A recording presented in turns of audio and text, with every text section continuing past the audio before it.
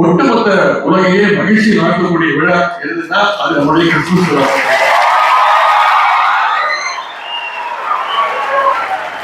Christmas வந்து எனக்கு மிகவும் கூடுதல் மகிழ்ச்சி.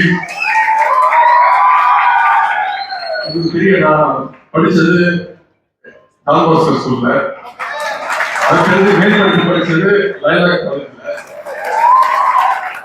இங்க குறிப்பிட்ட சொன்னாங்க, சென்ற ஆண்டு ஒரு கிறிஸ்துமஸ் நிகழ்ச்சியில வந்து நானும் ஒரு பெருமையா சொல்றேன், நான் ஒரு கிறிஸ்டின் தான் அப்படின்னு நான் பெருமையா சொல்றேன்.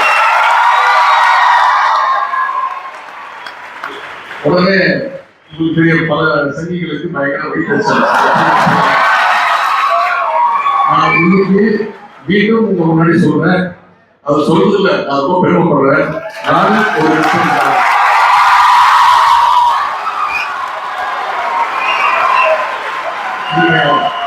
கிறிஸ்டின் நினைச்சா நான் கிறிஸ்டின், நீங்க முஸ்லிம் நினைச்சா நான் முஸ்லிம், நீங்க இந்து நினைச்சாலும் நான் இந்து. ஏன்னா அது எல்லாருக்குமே பொதுவானது தான். எப்பொழுதுமே எல்லா மதங்களுமே அடிப்படையிலே அன்புதான் முக்கியம். அதுதான் எல்லா மதங்களும் சொல்லிக் கொடுக்கும். எல்லோருக்கும் அன்பு செலுத்த வேண்டும் என்பதால் எல்லா மதங்களும் சொல்லிக் கொடுக்கின்றன. ஆனால் அதே மதத்தை வைத்து அரசியல் ஆதாயத்தை விடுபவர்கள் மக்கள் மத்தியில வெறுப்பை ஏற்படுத்துவாங்க, பரப்புவாங்க. வெறுப்பை பரப்பக்கூடியவர்கள் என்னைக்குமே உண்மையை பேச மாட்டாங்க. உண்மைகளை பேசி வெறுப்பை பரப்பக்கூடியது. அதனால்தான் அவர்கள் தொடர்ந்து பொய்யையே நம்பி பொய்யை மட்டுமே பரப்பிட்டு இருப்பாங்க. காலையில எதிர்த்து சோசியல் மீடியால பாத்தீங்கன்னா ஆரம்பிச்சாங்கன்னா, பொய்யை பரப்ப ஆரம்பிச்சாங்கன்னா, நைட்டு தூங்குற வரைக்கும் அவங்களுக்கு பொய்யை பரப்பது மட்டும்தான் வேலையை வைப்பாங்க. அதே ஒரு பெரிய கடமையா செய்வாங்க. மதத்தை வச்சு அரசியல் காரியம் கேட்பவர்கள் மட்டும்தான் வெறுப்பை பரப்புவார்கள் என்று நாம் இந்தியாவிற்கு நினைச்சிட்டு இருந்தோம். ஆனா இன்னைக்கு உயர் பொறுப்பு உள்ளவங்க.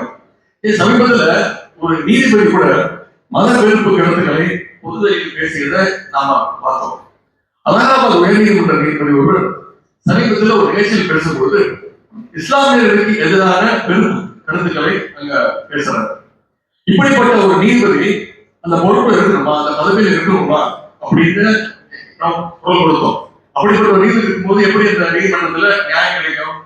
அதனால அந்த நீதிபதியை பதவியிலிருந்து நீக்கணும்னு பாராளுமன்றத்துல கடந்த 13ஆம் தேதி மாநிலங்களவையில ஒரு எம்பிக்கள்ல ஒரு தீர்மானம் கொண்டுருவாங்க.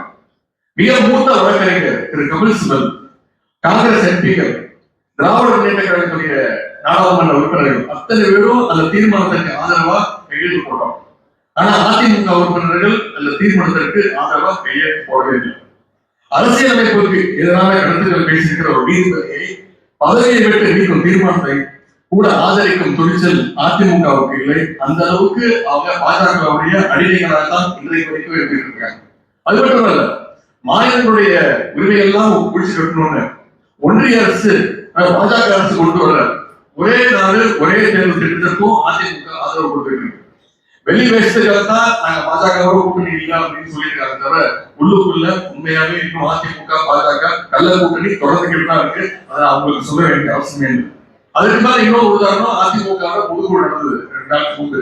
அங்க நிறைவேற்றப்பட்ட தீர்மானங்கள் பாத்தீங்கன்னா ஒரு தீர்மானம் கூட ஒன்றிய பாஜக அரசை பற்றியோ அவங்களை கண்டிச்சோ வலியுறுத்தியோ ஒரு தீர்மானம் கூட போடல.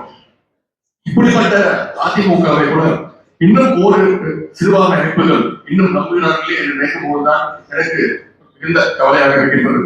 இதையெல்லாம் பார்க்கும்பொழுது நம்முடைய முத்தமிழ் டாக்டர் கலைஞர் அவர்கள் ஒரு கதையை சொல்லியிருக்கிறாங்க. அவருடைய வார்த்தை தான் இது. பழைய இலக்கியத்துல 2 விதமான நிழல்கள் பற்றி ஒரு பாடல் சொல்லியிருக்கிறார். வடமொழியில் இருக்கக்கூடிய காளிதாசனால் எழுதப்பட்ட சாகுந்தலம், அதுல ஒரு நிழல் பற்றி அவர் சொல்கிறார். ஒரு ஊர்ல கடுமையான வறட்சி, ஒரு சொட்டு தண்ணீர் கூட இல்லை, நிலங்கள் எல்லாம் வெடித்து போயிருக்கின்றன. அந்த நிலத்துல பாம்பு ஒன்று ஊருக்கு வருகின்றது. வெயில் ரொம்ப கடுமையாக இருப்பதால் அந்த தலை ரொம்ப சூடா இருக்கிறதுனால பாம்பால தரையில ஊர்ந்து வர முடியல. அதனால அந்த பாம்பு என்ன நினைச்சு தன்னுடைய தலையையும் உடம்பையும் தூக்கிட்டு வெறும் வாழை மட்டும் வச்சுக்கிட்டு மெதுவா நகர்ந்து வந்துட்டே இருக்கு. கலப்பாக கொஞ்ச நேரம் அந்த பாம்பு நிற்கும் பொழுது அந்த பாம்புடைய தலை மற்றும் உடம்போட நிழல் தலையில படுது. அந்த நிழலை பார்த்த ஒரு தவளை அந்த நிழல்ல நின்று கொண்டிருக்கிறது. பாம்பு கீழே குடிந்து பார்க்காமல் இருப்பதால் தவளைக்கு இதுவரைக்கும் எந்த பிரச்சனையும் இல்லை. ஆனா பாம்பு கீழே பார்த்துச்சுன்னா தவளையோட என்ன உங்களுக்கு தெரியும். அடுத்து இன்னொரு கலைஞர் சொல்றாரு, இரண்டாவது நிலை பற்றி தமிழ் இலக்கியத்துல ஒரு பாடல் இருக்கிறது.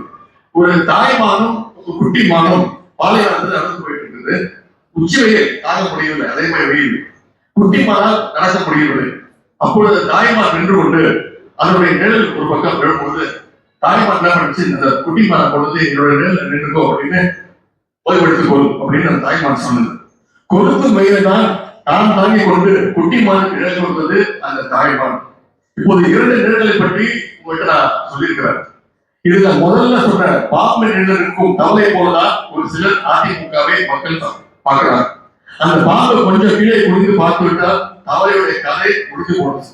ஆனால் திமுகவை நீங்கள் நம்புவது தாய்மான் நிழல குட்டிமான் நினைப்பார்வதை போல அப்படிதான் நீங்க திமுக. இது அன்பால் செய்கின்ற உதவி, இதற்கு ஈடு இணையே கிடையாது. ஆகவே இந்த தமிழ் மண்ணில் திராவிட முன்னேற்ற கழகம் என்ற இயக்கம் இருக்கின்றன சிறுபான்மை மக்களுக்காக என்றைக்கும் பாதுகாப்பாக இருப்போம் என்ற உறுதியை நான் இங்கே தெரிவித்துக் கொண்டு,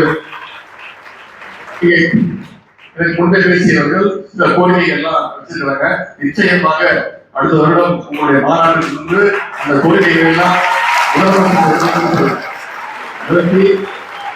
அந்த கோரிக்கைகளை இதெல்லாம் நிறைவேற்றப்படணும். கூடிய விரைவில் அதையெல்லாம் நான் செய்து கொடுப்போம். நம்முடைய கழக அரசு, நம்முடைய முதலமைச்சர் அவர்கள் செய்து கொடுப்பார் என்ற நம்பிக்கையை விட்டு கூறிக்கொண்டு 2026 சட்டமன்ற தேர்தலில் நம்முடைய முதலமைச்சர் கழக தலைவர் அவர்கள் சொல்லியிருக்கிறார், 200 தொகுதிக்கு அதிகமான தொகுதியில திமுக கழக அணி ஜெயிக்க வரணும் அப்படின்னு சொல்லியிருக்காரு. அது எந்த நம்பிக்கையை சொல்லியிருக்கா, நீங்க எல்லாம் எங்க கூட இருப்பீங்க, என்றைக்கும் எங்களுக்கு ஆதரவாக இருப்பீங்க அப்படின்னு நம்பிக்கையோடு தான் நீங்க தலைவர் சொல்லியிருக்கிறாரு. உங்களுக்கு அரணாக இருக்கும் கழகத்திற்கு நீங்கள் ஆதரவாக இன்றைக்கு இருக்க வேண்டும் என்று கேட்டுக்கொண்டு இருப்பீர்கள் என்ற நம்பிக்கையும் எனக்கு உண்டு. இன்னும் 1.5 காலத்துல சட்டமன்ற தேர்தல் வர இருக்கிறது. எப்பொழுதும் போல இப்பொழுதும் கழகத்திற்கு நீங்கள் பேராதரவை வழங்கிட வேண்டும் என்று கேட்டுக்கொண்டு உங்கள் அனைவருக்கும் மீண்டும் என்னுடைய கிறிஸ்துமஸ் வாழ்த்தை சொல்லிக்கொண்டு வாய்ப்புக்கு நன்றி கூறி நன்றி.